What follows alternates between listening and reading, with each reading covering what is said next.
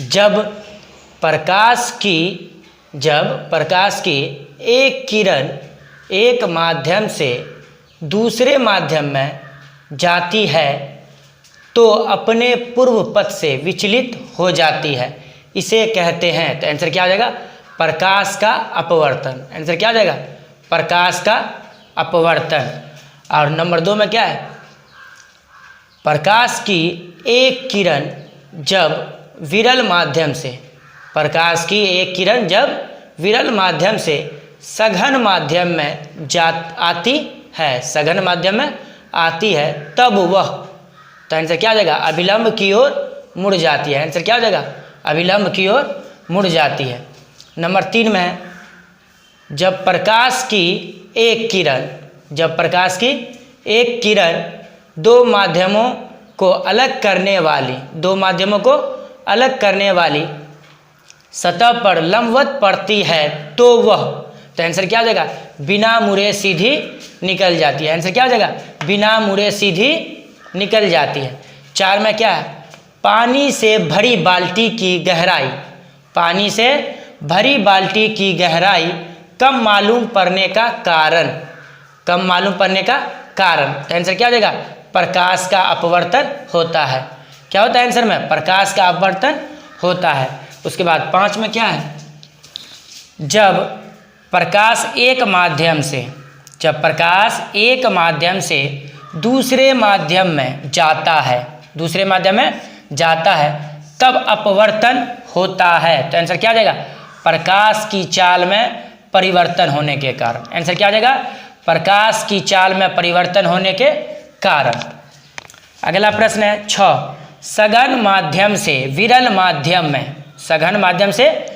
माध्यम में प्रवेश करने पर आपतन कोण तथा अपवर्तन कोण में क्या संबंध रहता है? संबंध माने रिलेशन क्या रहता है?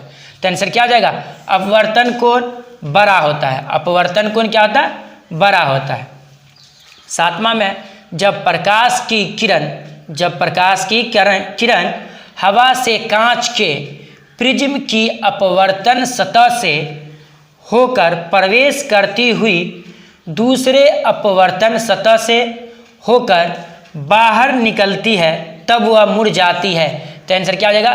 प्रिज्म के आधार की ओर। आंसर में क्या आ जाएगा? प्रिज्म के आधार की ओर। 8वां में है, किसी बिंदु वस्तु से निकलकर किरणें लेंस से अपवर्तित होकर जिस बिंदु पर मिलती है उसे कहते हैं। तो क्या कहते हैं आंसर में? आंसर में क्या आ जाएगा? प्रतिबिंब बिंदु। जहां मिलती है उसको क्या बोलते हैं? प्रतिबिंब बिंदु। 9वां में है, किसका उपयोग लेंस बनाने के लिए नहीं किया जा सकता है? किसका उपयोग लेंस बनाने के लिए नहीं किया जा सकता? तो आंसर में क्या आ जाएगा? मिट्टी। लेंस बनाने के लिए मिट्टी का उपयोग नहीं किया जाता है। 10वां में है, कौन सी वस्तु वास्तविक प्रतिबिंब बना सकता है? कौन सी वस्तु वास्तविक प्रतिबिंब बना सकता है? तो आंसर में क्या आ जाएगा? उत्तल लेंस। आंसर में क्या हो जाएगा? उत्तल लेंस। उसके बाद 11 में है, उत्तल लेंस। तो आंसर में क्या आ जाएगा? किनारे की अपेक्षा बीच में मोटा होता है।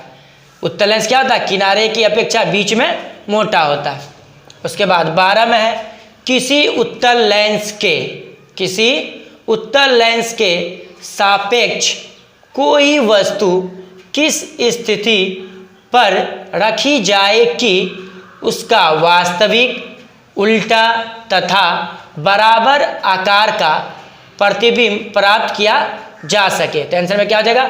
फोकस दूरी के दुगुनी दूरी पर। आंसर में क्या आ जाएगा? फोकस दूरी के दुगुनी दूरी पर। उसके बाद 13 में क्या है? उत्तल लेंस में जब वस्तु फोकस एवं लेंस के बीच रखी जाती है तब प्रतिबिंब बनता है। तो इसका आंसर क्या हो जाएगा? काल्पनिक और सीधा। आंसर क्या हो जाएगा? काल्पनिक और सीधा।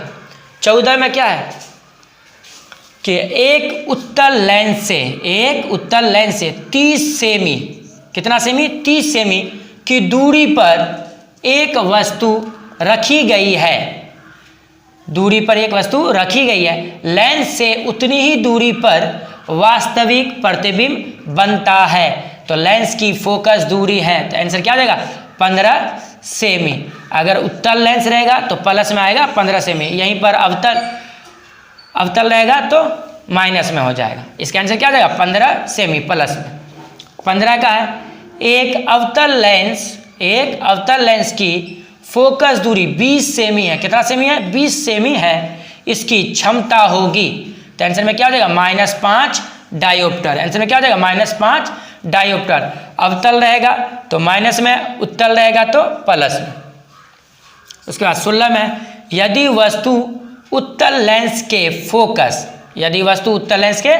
फोकस तथा फोकस दूरी की दूनी दूरी के बीच हो तो प्रतिबिंब, तो आंसर क्या आ जाएगा वास्तविक, उल्टा तथा बड़ा बनेगा।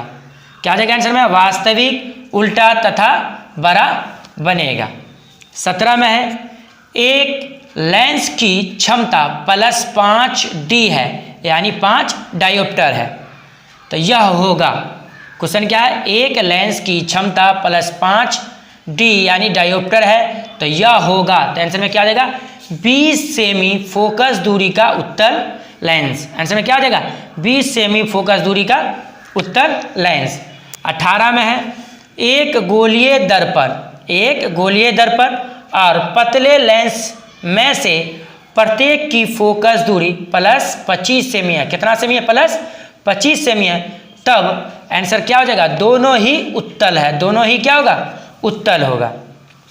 लास्ट है 19 में किसी शब्दकोश के यानी डिक्शनरी, किसी शब्दकोश के छोटे छोटे अक्षरों को पढ़ने के लिए कौन उपयुक्त होगा।